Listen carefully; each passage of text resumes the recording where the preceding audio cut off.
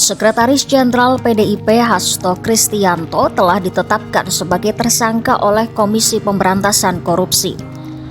Penetapan ini terkait dugaan suap yang melibatkan ex-calon anggota legislatif PDIP Harun Masiku beberapa tahun lalu.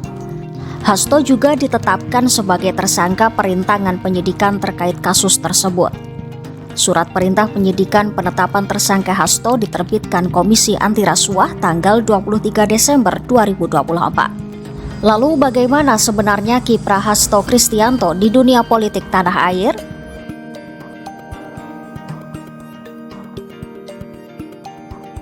Hasto dikenal publik memiliki kedekatan erat dengan Ketua Umum PDIP Megawati Soekarnoputri. Awalnya, pria kelahiran Sleman 7 Juli 1966 itu bergabung menjadi kader partai berlogo banteng itu pada tahun 2000. Beberapa tahun kemudian Hasto mencoba peruntungan dengan mengikuti pemilu 2004. Kala itu Hasto menjadi caleg PDIP untuk daerah pemilihan Ngawi, Magetan, Ponorogo, Pacitan, dan Trenggalek, Jawa Timur.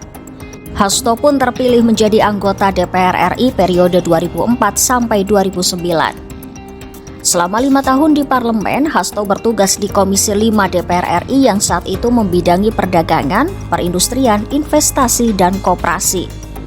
Pada 2009, Hasto kembali mencalonkan diri sebagai anggota DPR RI tetapi gagal melenggang ke Senayan.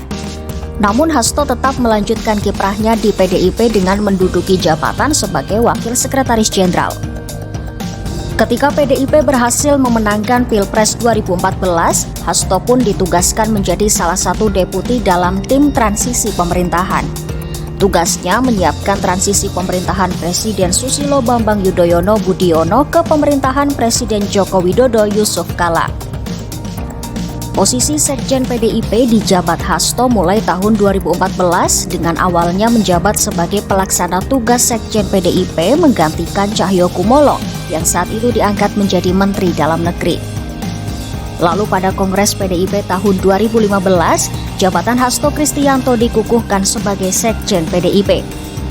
Jika dihitung, Hasto sudah menjabat sebagai Sekjen PDIP kurang lebih 10 tahun.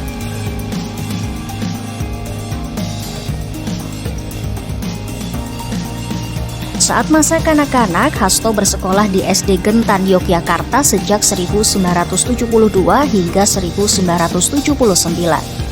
Lalu melanjutkan pendidikan ke SMP Negeri Gentan, Yogyakarta dan lulus pada 1982.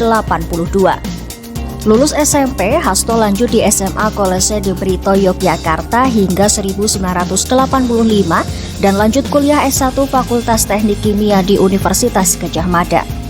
Kemudian Hasto lanjut kuliah S2 di Manajemen STIE Prasetya Mulia Business School Jakarta dan lulus pada tahun 2000. Ia kemudian mengambil program profesi insinyur UGM pada tahun 2020 hingga 2021 dan melanjutkan pendidikan S3 bidang ilmu pertahanan di Universitas Pertahanan Bogor dan lulus pada 2022 lalu.